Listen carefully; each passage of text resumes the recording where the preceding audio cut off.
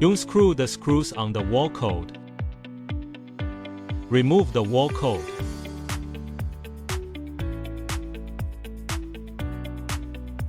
Use a laser level to shoot a straight line. Ensure that the wall code is at the same level. Place the wall code on the wall. Mark with a marker pen.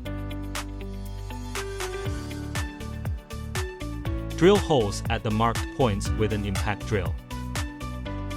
Attention should be paid when installing wall codes. The end of the wall code with a groove faces upwards. Install the expansion screw and tighten it.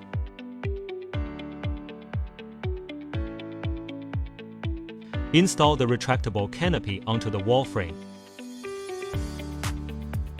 Reinstall the screws that were previously unscrewed. Take out the scissors, cut off the packaging on the curved arm. Attention should be paid when packaging the scissor arm. People should stand under the retractable canopy and cut. Prevent being injured. Take out the joystick and install it onto the manual device. Installation completed.